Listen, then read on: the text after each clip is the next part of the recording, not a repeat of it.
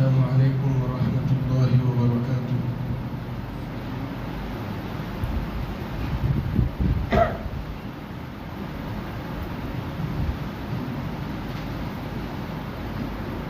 الحمد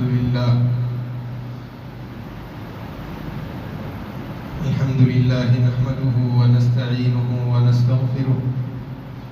ونؤمن به ونتوكل عليه ونعوذ بالله من شرور أنفسنا ومن سيئات أعمالنا. من يهده الله فلا مضل له ومن يضلله فلا هادي له. ونشهد أن لا إله إلا الله وحده لا شريك له. ونشهد أن سيدنا ونبينا ومولانا محمدا عبده ورسوله.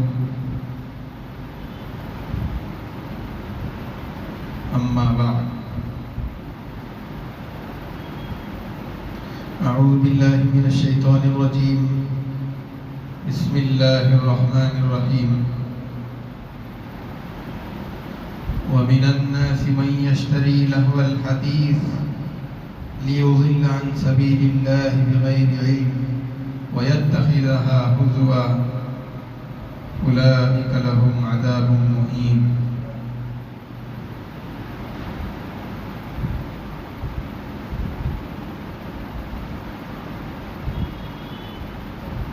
قال النبي صلى الله عليه وسلم: ليكونن من أمتي أقوام يستحلون الحر والحرير والخمر والمزافير، أو كما قال عليه الصلاة والسلام.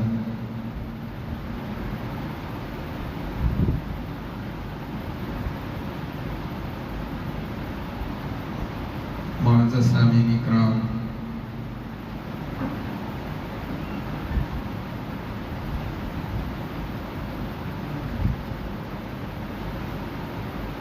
دین اسلام میں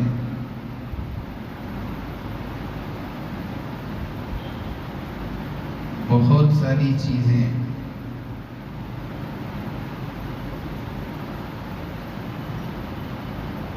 جو حرام کر دی گئی ہیں،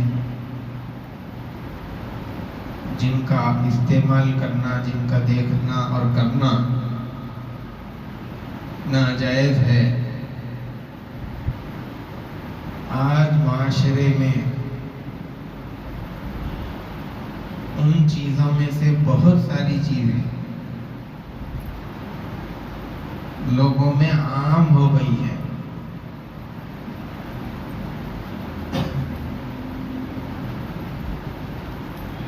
اور صرف وہ چیزیں عام ہی نہیں ہو گئیں بلکہ لوگوں میں پھیلنے کے ساتھ ساتھ ان چیزوں کے گناہ ہونے کا تصور اور اس کو گناہ سمجھنے کی سوچ بھی ختم ہو گئی ہے. لوگ اتنے زیادہ ان چیزوں کے اندر مصروف ہو گئے ہیں.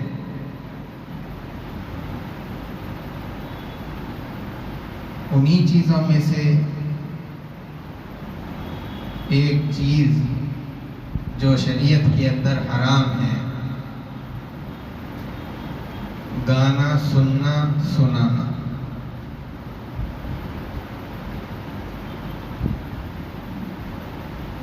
قرآن کریم کے اندر بھی اور احادیث مبارکہ میں بھی گانے سے متعلق،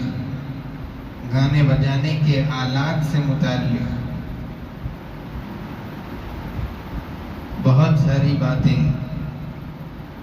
اور ان چیزوں میں مشغول ہونے والے کے لیے بہت سارے وعیدیں بتائی گئی ہیں.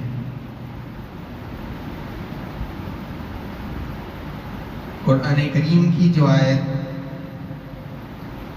خطبے میں نے آپ کے سامنے پڑھی،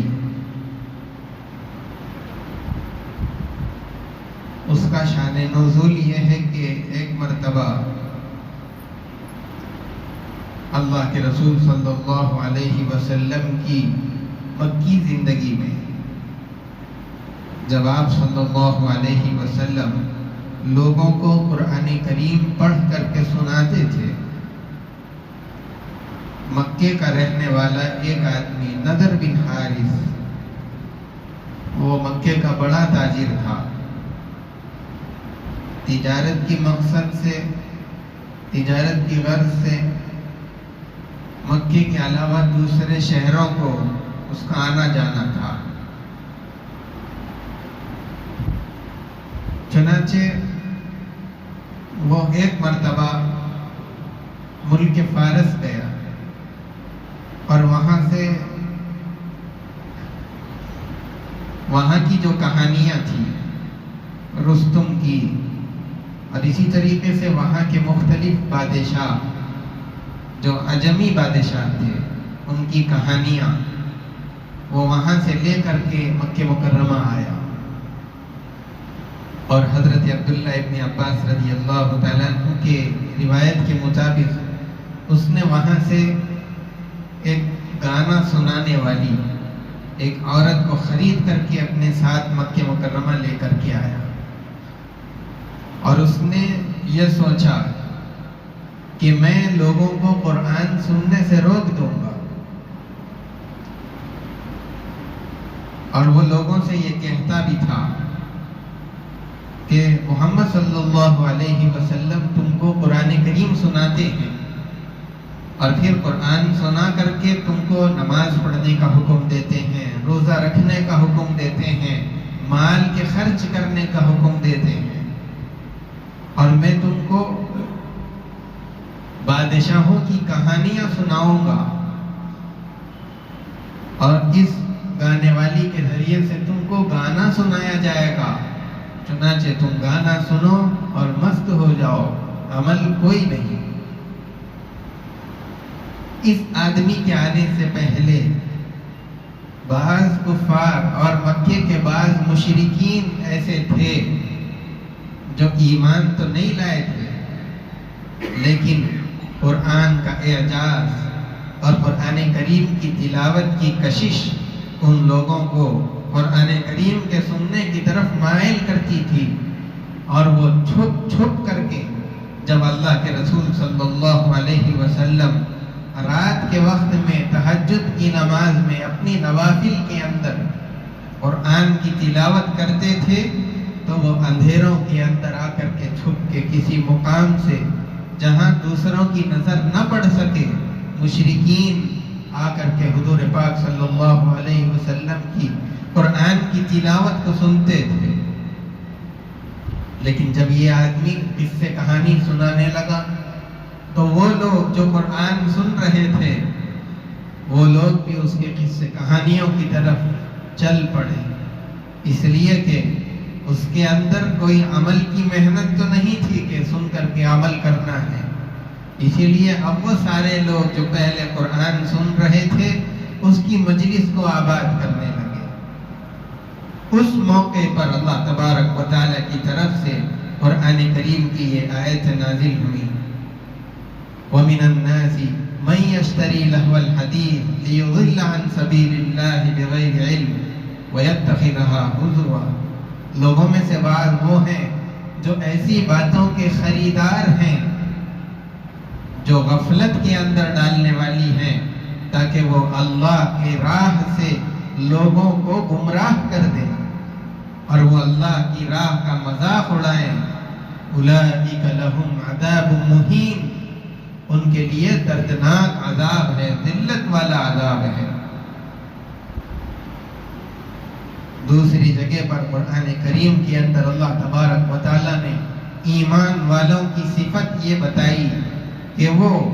بیہودہ باتوں کے اندر، لغویات کے اندر مشغول نہیں ہوتے،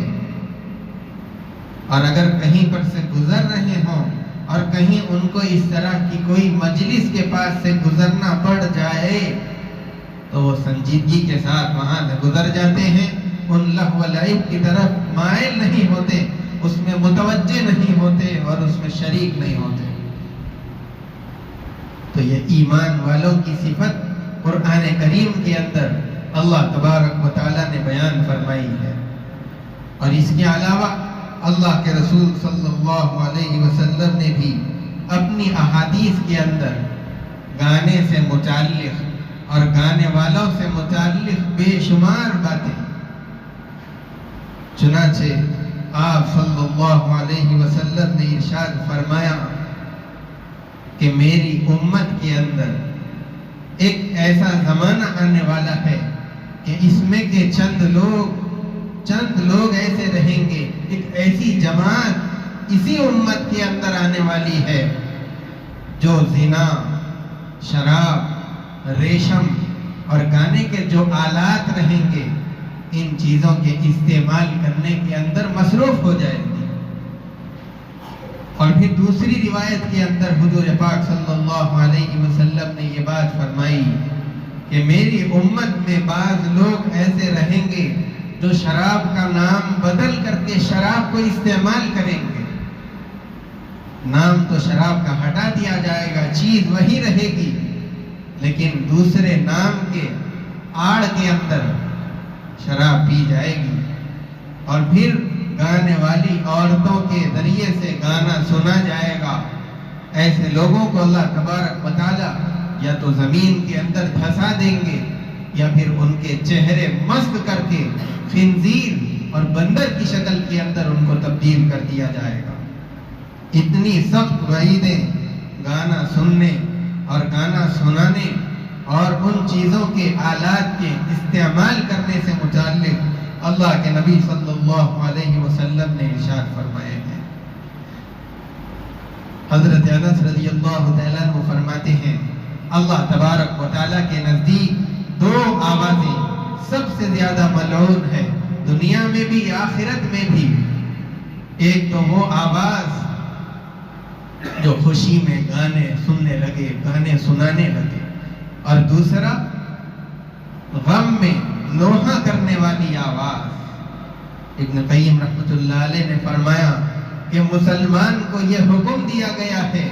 کہ وہ نعمتوں کے ملنے اور خوشی کے ماحول میں اللہ کا شکر کرے، اور اگر مصیبت آ جائے تو صبر کرے۔ اللہ کے رسول صلی اللہ علیہ وسلم نے فرمایا کہ مسلمان دونوں حالتوں کے اندر فائدے میں رہتا ہے۔ اگر اس کو نعمتیں ملتی ہے، خوشحالی ملتی ہے اور آدمی اس پر شکر گزاری کرتا ہے تو اس پر بھی اللہ کی طرف سے نوازا جاتا ہے، اور اگر مصیبت آ جائے اور اس پر صبر کر لے تو اس صبر پر بھی آدمی کو ثواب دیا جاتا ہے۔ اور اس کے برخلاف کافر کا معاملہ دونوں حالتوں کے اندر خسارے اور نقصان کے اندر رہتا ہے۔ جب نعمتیں ملتی ہے تو ناشکرا بن جاتا ہے، غلط استعمال نعمتوں کا کرنے لگتا ہے اور تکبر کے اندر مبتلا ہو جاتا ہے، اور اگر مصیبت آ جائے تو اللہ کی جو نعمتیں پہلے سے اس کے پاس موجود ہیں اس کی بھی ناشکری کرنے لگتا ہے۔ اسی لیے ایک مسلمان کو یہ اسلامی تعلیمات اور اسلامی حکم اس کے لیے یہ ہے کہ وہ نعمتوں میں اللہ کا شکر کرے اور مصیبت کے وقت میں صبر سے کام لے۔ لیکن آج مسلمان کا حال دیکھیے، جب تھوڑی سی خوشی کا ماحول گھر کے اندر بن جاتا ہے تو اللہ کا شکر کرنے کے بجائے رقص، ناچنے، گانے بجانے کے اندر، میوزک سننے کے اندر اور مختلف طرح سے اپنی خوشی کا اظہار ایسے طریقوں میں کرتا ہے جس کی اسلام کے اندر اجازت ہی نہیں۔ یہاں تک کہ دنیاوی خوشیاں تو چھوڑیے، جس وقت اللہ کے رسول صلی اللہ علیہ وسلم کی پیدائش کا دن آتا ہے، جس سرکار نے، جس نبی نے، جس پیغمبر نے ان سب چیزوں سے بچنے کی تعلیم دی ہو، زندگی بھر یہی کہا ہو کہ گانا بجانا یہ جائز نہیں ہے، ناچنا جائز نہیں ہے، اس کی پیدائش کے دن پر وہ سب کام کیے جاتے ہیں جو اس کی تعلیمات کے مخالف ہے، اس کی تعلیمات سے ٹکرانے والے ہیں، محض اس وجہ سے کہ ہم خوشی منا رہے ہیں اپنے نبی کی پیدائش کے موقع پر۔ کیا اس کی پیدائش کے موقع پر خوشی منانے کا یہی طریقہ ہے کہ اس کی تعلیمات کو پیروں تلے ران دیا جائے، اس کی تعلیمات کی دھجیاں اڑا دی جائیں اور اس کی تعلیمات کی کوئی پرواہ نہ کی جائے محض اس لیے کہ ہم تو خوشی منا رہے ہیں؟ یہ خوشی منانے کا کوئی طریقہ نہیں ہے۔ خوشی منانا ہے تو وہ طریقہ اپناؤ جو ہم سے پہلے والوں نے کر کے دکھایا ہے۔ درود پاک کی کثرت اس دن کرو، خوب صلاۃ و سلام کے نذرانے نبی کی طرف بھیجو۔ یہ طریقے ہیں اللہ کے رسول صلی اللہ علیہ وسلم کی آمد کی خوشی منانے کا۔ الغرض اللہ کے رسول صلی اللہ علیہ وسلم نے ایک مرتبہ کسی ایک رات میں ایک آدمی کی آواز سنی کہ وہ گانا گا رہا تھا۔ آپ صلی اللہ علیہ وسلم نے 3 مرتبہ فرمایا لا صلاۃ لہ، لا صلاۃ لہ، لا صلاۃ لہ۔ اس کی نماز کا کوئی اعتبار نہیں،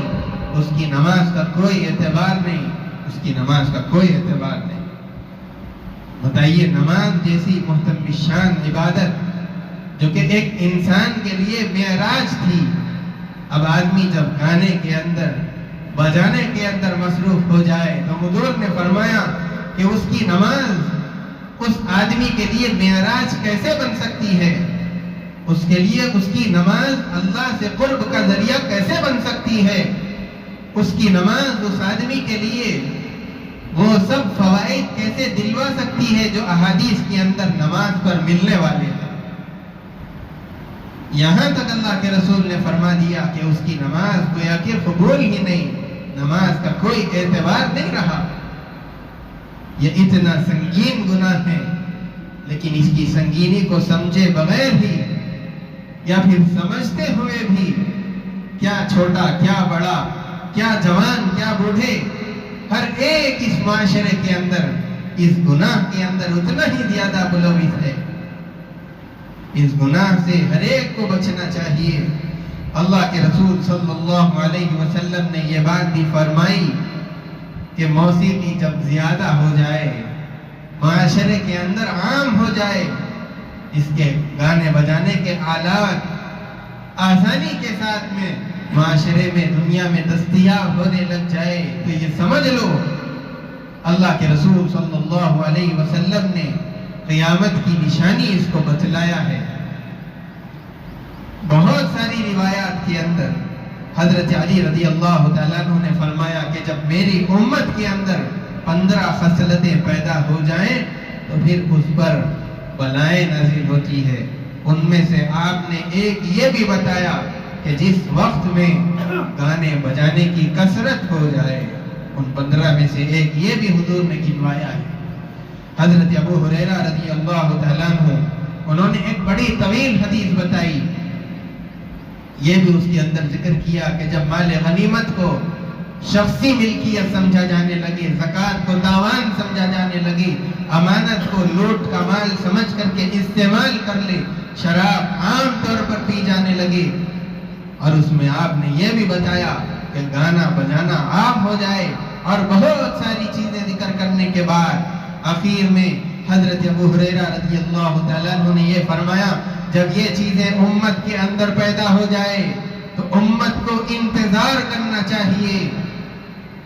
سخت آندھیوں کا، زلزلوں کا،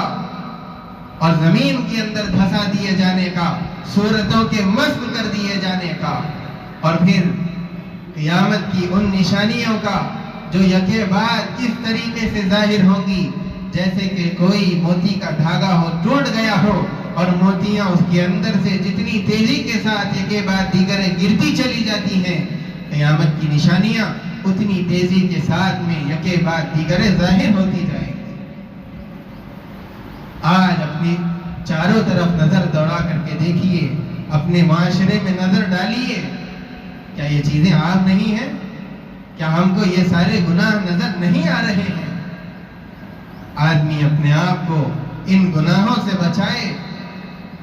اللہ کے رسول صلی اللہ علیہ وسلم، آپ کی ایک روایت یہ بھی ہے، حضرت علی رضی اللہ تعالیٰ عنہ فرماتے ہیں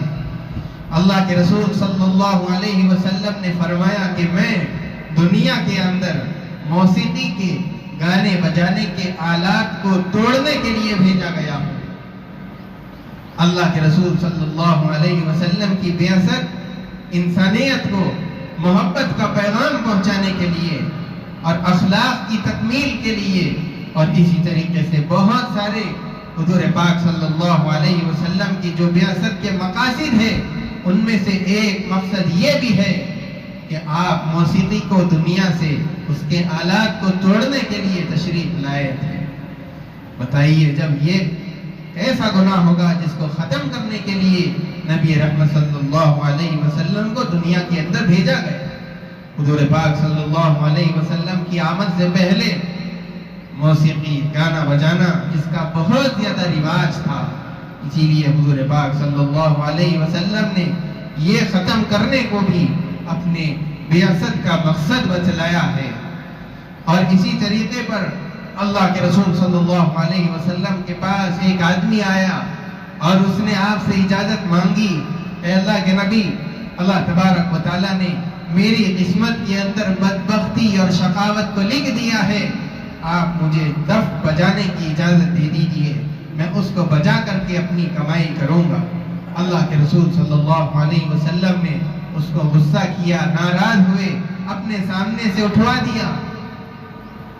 اللہ کے رسول صلی اللہ علیہ وسلم اس آدمی سے ناراض ہو رہے ہیں جو آدمی گانا بجانے کی اجازت مانگ رہا ہے، اور آج گھر گھر کے اندر بلکہ ہر آدمی کے جیب کے اندر وہ آلہ موجود ہے جس کے اندر گانا سنا جا سکتا ہے۔ بتائیے کتنی سخت بات۔ اللہ کے رسول صلی اللہ علیہ وسلم نے یہاں تک بتلا دیا کہ جو آدمی گانا سنے گا اس کے دل کے اندر نفاق آہستہ آہستہ پیدا ہونا شروع ہو جاتا ہے۔ منافق اس آدمی کو کہتے ہیں، ہمارا تصور یہ، ہم یہ سمجھتے ہیں کہ منافق وہ آدمی ہے جو صرف زبان سے ایمان کو ظاہر کرتا ہے اور دل کے اندر کفر رکھتا ہے۔ یہ تعریف تو ٹھیک ہے، لیکن یہ تو وہ منافق ہے جو عقیدے کے اعتبار سے منافق ہو، اور ایک منافق وہ ہوتا ہے جو عمل کے اعتبار سے منافق ہو۔ اللہ کے رسول صلی اللہ علیہ وسلم نے یہ بات ارشاد فرمائی کہ منافق کی 3 علامتیں ہوتی ہے، جب بات کرے تو جھوٹ بولے، اور جب وعدہ کرے تو وعدہ خلافی کرے، اور جب کوئی امانت اس کے پاس میں رکھائی جائے تو اس کے اندر خیانت کرے۔ تو یہ 3 اعمال ایسے ہیں جو آج ہر آدمی کے اندر پائے جاتے ہیں۔ جب کسی مجلس کے اندر بیٹھتے ہیں، بات چیت ہوتی ہے، تو اس مجلس کے ختم ہوتے ہوتے آدمی کی زبان سے جھوٹ ایک مرتبہ تو ضرور نکلتا ہی، کسی سے وعدہ کرتا ہے تو وعدہ خلافی، اور امانت رکھائی جاتی ہے تو اس کے اندر خیانت کرتا ہے۔ اب بتائیے یہ جو نفاق والے اعمال آدمی کی زندگی کے اندر پیدا ہوئے ہیں، کیا اس وجہ سے تو پیدا نہیں ہوئے کہ آدمی گانا سن رہا ہے جس کی وجہ سے دل میں نفاق آ گیا؟ اب وہ نفاق ظاہر ہو رہا ہے ان اعمال کے ذریعے سے۔ اسی لیے آدمی اپنے آپ کو گانے بجانے سننے سے اور سنانے سے اور اس طرح کے آلات سے اپنے آپ کو بچائے رکھے۔ جس وقت اللہ تبارک و تعالیٰ نے شیطان کو اپنے بارگاہ سے دھتکار دیا، جاتے وقت میں اس نے بہت ساری چیزیں اللہ تبارک و تعالیٰ سے مانگی تھی۔ ایک تو قیامت تک کے لیے مہلت مانگی، اور دوسرا یہ مانگا کہ مجھے کھانے کا کوئی انتظام کر دیجئے، رہنے کا کوئی انتظام کر دیجئے، اور پینے کا کوئی انتظام کر دیجئے۔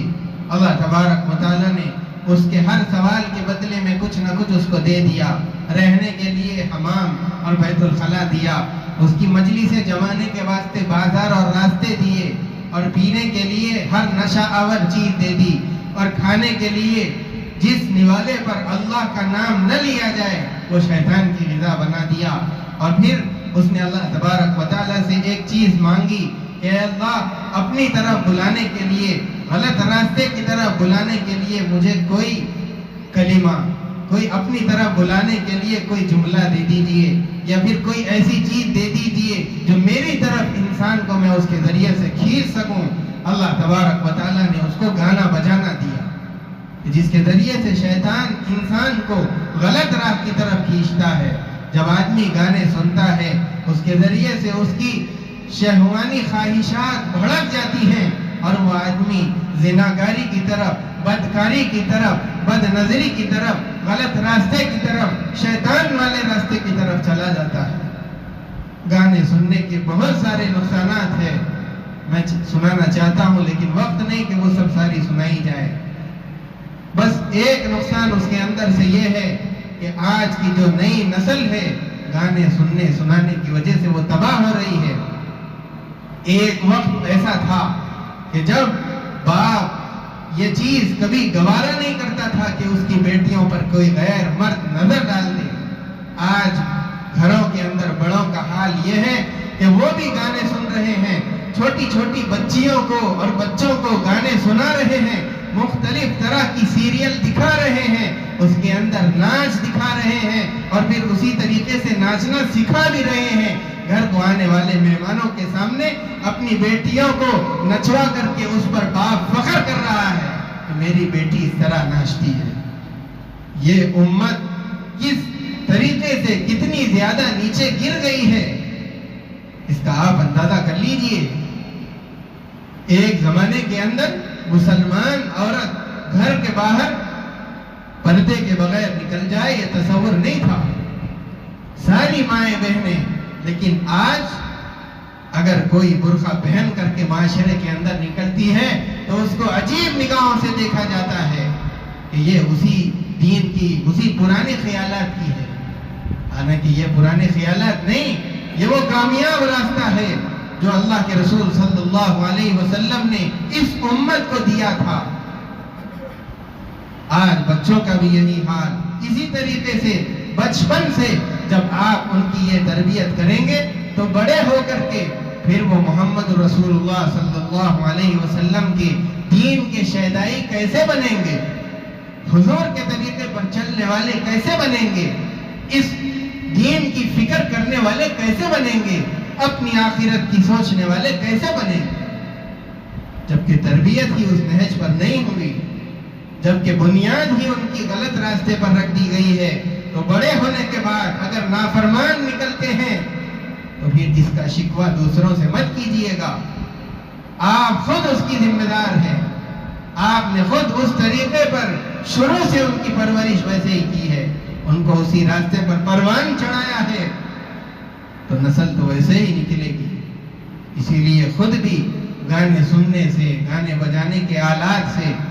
اور اپنے بچوں کو بھی اس چیز سے بچائیے، ان کو کوئی ایسی چیز مت دلائیے جس سے ان کی آخرت خراب ہوتی ہو، جس سے ان کا ذہن خراب ہوتا ہو کہ وہ غلط راستے پر چلے جائیں۔ ان سب چیزوں سے ہم بھی بچیں اور بچوں کو بھی بچائیں، گھر کی عورتوں کو بھی ان سب چیزوں سے دور رہنے کی ترغیب دیں۔ اللہ تبارک و تعالی پوری امت کی صحیح راستے پر رہبری فرمائے۔ وصلی اللہ وسلم علی سیدنا محمد وعلی آلہ وصحبہ اجمعین وآخر دعوانا الحمدللہ رب العالمین۔